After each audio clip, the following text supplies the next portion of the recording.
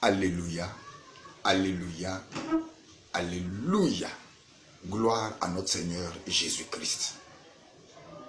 Je vous présente la première analyse de l'année 2019 des textes du Nigeria pour le dimanche 6 janvier 2019. Les textes sont Ésaïe 8, 1 à 22 et Matthieu 2, de 1 à 12. Le thème que j'ai choisi, c'est que ton étoile brille comme Jésus dans les ténèbres. Je le répète, que ton étoile brille comme Jésus dans les ténèbres. Je vais préciser quelque chose avant de commencer. C'est que je ne veux plus faire les analyses comme dans l'année 2018. Je vais donner des informations aux prédicateurs afin qu'ils se saisissent de ces informations, les étoffent, les élaborent, afin de pouvoir présenter la parole le dimanche concerné. Donc chaque fois qu'il y a un point focal sur lequel nous pouvons nous tenir pour prêcher, je vais le préciser. Voici alors deux textes qui sont soumis à notre étude. Le premier texte est en total désaccord avec le deuxième texte. On a l'impression qu'ils sont opposés ou voire même qu'ils n'ont rien à voir en commun. Le premier texte, c'est Dieu qui donne une révélation à Ésaïe, du verset 1 au verset 3. Il lui présente une situation trouble qui va arriver. Et pour même marquer cette situation trouble, Ésaïe s'est approché, a eu des relations intimes avec une prophétesse. Et l'enfant qui en est résulté, Dieu lui dit, tu donneras tel nom à cet enfant. Et avant que l'enfant ne sache dire papa ou maman, voilà la situation qui va se présenter à Jérusalem. Il lui dit, ce sera dans un contexte de trouble et de guerre, verset 9. Dans un contexte d'obscurantisme, verset 20. Dans un contexte de syncrétisme, verset 19. Et dans un contexte de paganisme, verset 22. À ce texte a été couplé Matthieu 2, de 1 à 12. La naissance de notre Seigneur Jésus-Christ pour que la prophétie puisse s'accomplir dans Matthieu 4 à partir du verset 13. Et je prends Matthieu chapitre 4, je l'ai à partir du verset 13. Et je lis, on parle de Jésus. Jésus, quitta Nazareth et vint demeurer à Capernaum, situé près de la mer, dans le territoire de Zabulon et de Nephtali, afin que s'accomplisse ce qui avait été annoncé par Ésaïe le prophète. Le peuple de Zabulon et de Nephtali, de la contrée voisine de la mer, du pays au-delà du Jourdain et de la Galilée des Gentils, ce peuple, assis dans les ténèbres, a vu une grande lumière. Et sur ceux qui étaient assis dans la région et l'ombre de la mort, la lumière s'est élevée. Donc Jésus vient dans un contexte nébuleux, dans un contexte de ténèbres, dans un contexte d'obscurité.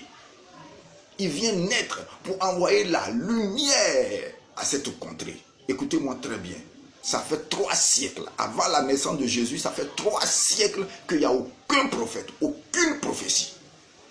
Il n'y a pas de prophète, il n'y a pas de prophétie. Donc le peuple d'Israël, le peuple de Juda vit dans un contexte de ténèbres, complètement.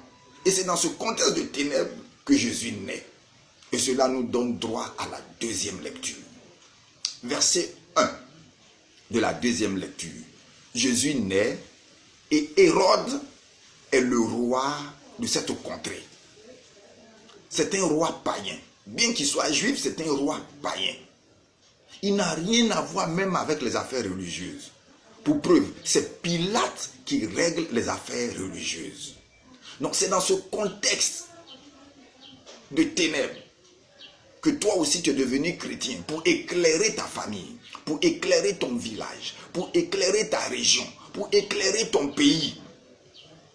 Donc tu es exactement comme Jésus, qui naît quelque part et qui doit briller pour apporter sa lumière. Écoute, les mages sont arrivés. Quand les mages viennent, ils posent une seule question. Où est le roi des Juifs? Les mages sont un peu des astrologues. Ils touchent un peu à la science occulte. C'est un peu des syncrétismes, c'est un peu des mystiques. Je vais te dire exactement comme Balaam. Balaam n'était pas un prophète, c'était un devin. Donc, les mages étaient un peu, touchaient un peu à tous ces genres de sciences. Et c'est eux que Jésus touche, que Dieu touche. C'est eux que Dieu touche à l'Orient, à l'autre bout du monde, pour quitter, pour arriver en Israël. Ces mages étaient Gaspard, Balthazar et Melchior, qui sont arrivés à Jérusalem. Ils ne sont même pas allés présenter leur respect au roi Hérode. Ils sont restés dans la région de Jérusalem et ils ont commencé leurs investigations. Où est le roi des Juifs qui doit naître? Où il est? Nous sommes venus l'adorer. Écoute, ce genre de propos trouble. Hérode est troublé et avec lui tout Jérusalem. Les mages sont aussi des rois. Ils ne sont pas venus seuls. Chaque mage est venu au moins avec 100 ou 200 personnes. Avec celui qui doit faire la nourriture, avec celui qui doit traiter les chameaux, les chevaux, avec ceux qui doivent l'entretenir, tendre les tentes. Et ils sont venus avec une suite importante d'hommes et ils envahissent Jérusalem. Et ils disent, nous sommes venus chercher un roi, un enfant qui doit naître, qui est un roi. Ça trouble. Tout le monde est troublé à Jérusalem. Les supputations, les commérages, affairage.com, ça cherche, ça demande. Mais qu'est-ce que ça veut dire? C'est qui? C'est comment? C'est dans ce contexte que les mages arrivent à Jérusalem. Écoute, toi aussi, je vais te dire quelque chose. Ton arrivée quelque part doit troubler de cette manière. Prédicateur, voici un point. Donc l'enfant de Dieu, quand il est quelque part, son arrivée doit troubler. Pas troubler dans le mauvais sens. Pas comme voleur, pas comme homme malhonnête. Non, mais troubler dans le sens positif. Écoute, dans Acte 17, verset 6, à Thessalonique, voici Paul et Silas qui arrivent et les gens se saisissent d'eux. Écoute le discours de ces gens. Ils disent, ces hommes qui ont bouleversé le monde sont aussi venus chez nous. Quand le chrétien arrive quelque part, il doit bouleverser par sa manière de faire, bouleverser les traditions anciennes pour établir le seul nom qui est Jésus-Christ. C'est ce que ces gens disent de Paul et de Silas. C'est comme ça que le trouble s'est emparé de Jérusalem. Et ils disent, nous sommes venus adorer l'enfant. Je vous pose la question, est-ce qu'on adore un homme? Répondez-moi. Ça fait 2 fois Jésus trouble Jérusalem. À sa naissance, il a troublé Jérusalem. Pendant son entrée triomphale à Jérusalem, 33 ans plus tard, il a troublé encore Jérusalem. Vous allez comprendre ce qu'on appelle adorer. Adorer. Continuons notre étude. Quand vous prenez le verset 4 et le verset 7 de la deuxième lecture, l'entrée des mages intrigue. Les gens se posent des questions. Il y a des alliances contre nature qui vont se faire contre vous, enfants de Dieu. Voilà Hérode, des gens qui ne sont même pas venus te présenter leur respect, il les appelle en secret. Donc, tes ennemis vont essayer de s'allier avec tes amis pour pouvoir te faire du mal. Ça, c'est un point focal dont peut se saisir le prédicateur. Mais Dieu ne laisse jamais tomber son enfant. Écoute-moi, j'ai une révélation à te faire. Verset 8 de la lecture. C'est Hérode qui dit aux mages, allez à Bethléem. Ce que vous cherchez là se trouve à Bethléem. Écoute ton ennemi parler. Ton ennemi prophétise sur toi. Écoute-le parler. Oui, le plus souvent, écoutez vos ennemis. Quand ils disent, cet enfant ne deviendra pas docteur, cette fille ne se mariera pas, tu n'auras pas d'enfant. Ils sont en train de profiter pour dire que tu as droit à un enfant. Tu as droit à devenir docteur. Tu as droit à être ceci. Tu as droit à être cela.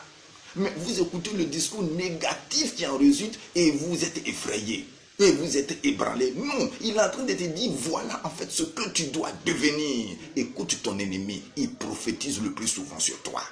Donc, c'est Hérode qui montre le chemin et qui informe les mages qu'aller à Bethléem, ce doit être là-bas que l'enfant est né. Et si vous le trouvez, faites-le moi savoir. Moi aussi, je vais aller l'adorer.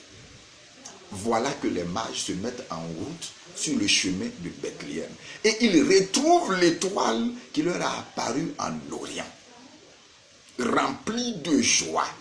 L'étoile qu'ils ont découvert, qu'ils ont revu sur le chemin de Bethléem signifie 2 choses. L'étoile a deux rôles. L'étoile brille la nuit et est distinguée de nuit. De cette même manière, toi, enfant de Dieu, tu dois être distingué parmi tous tes pairs. S'il y a plusieurs médecins, toi, on doit te dire, tous les patients doivent vouloir aller chez toi parce que tu es un médecin, tu es le meilleur médecin. Si tu es un enseignant, tout le monde veut te confier son enfant parce que tu es le meilleur enseignant. Si tu es la meilleure vendeuse dans un marché, il y a plusieurs vendeuses d'igname, il faut qu'on dise celle-là vend plus que les autres, elle sait parler, elle sait accueillir, il faut que tu sois la meilleure vendeuse. L'enfant de Dieu doit se distinguer là où il est. Tu es l'étoile qui brille la nuit. Ensuite, deuxième rôle, cette étoile brille aussi le matin. Non pas pour donner sa lumière, mais pour indiquer le chemin. Ainsi, tous les hommes doivent venir à toi pour régler leurs problèmes, pour trouver la solution, pour trouver des réponses. L'enfant de Dieu doit être une référence. Prédicateur, l'enfant de Dieu doit être une référence. Prêcher sur la référence qu'est l'enfant de Dieu. Dans le milieu où il se trouve, tout le monde devait converger vers toi. Matthieu 5, verset 14 dit, vous êtes la lumière du monde. Nous sommes là pour éclairer. C'est pour ça que le thème est, nous devons briller. Nous devons briller comme Jésus a brillé à Jérusalem. Exactement. Vous devez être l'étoile qui est comme Jésus et qui brille. Donc, voici un peu le décor dans lequel Jésus est arrivé. Et vous êtes justement cette étoile qui devait briller. Verset 11. On dit, ils ont trouvé l'enfant. Et ils se sont prosternés pour l'adorer. Je vous ai dit, je vais expliquer ce qu'on appelle adorer. Adorer, ce n'est pas lever les mains, crier, Seigneur, je t'aime, oh Jésus, je t'adore, je te loue. Ça, ce n'est pas adorer. Excusez-moi, mais ce n'est pas adorer. On adore front contre terre. Adorer là, c'est adorer Dieu front contre terre. Ça c'est un. On dit se prosterner et adorèrent l'enfant.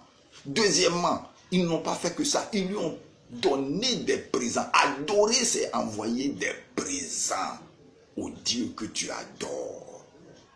Et que signifie leur présent? Ça aussi, c'est un autre point focal sur lequel le prédicateur peut s'arrêter pour faire sa prédication. Ils ont dit à cet enfant, tu es roi. Écoutez, les mages sont des rois. Donc, trois rois viennent adorer un autre roi. Donc, celui qui sont en train d'adorer est le roi des rois. Si des rois s'associent pour venir adorer un roi, c'est que celui-là est le roi des rois. Donc, il lui offre de l'or pour dire tu es un roi. Ça, c'est un. Deuxièmement, il lui offre de l'encens pour lui dire que tu es Dieu. C'est au Dieu qu'on offre de l'encens. Tu es Dieu. Ensuite, il lui offre de la myrrhe pour lui dire tu es un homme mortel. Donc, écoutez le message. Un roi qui est Dieu venu sur la terre pour mourir comme un homme. Voilà le message des mages.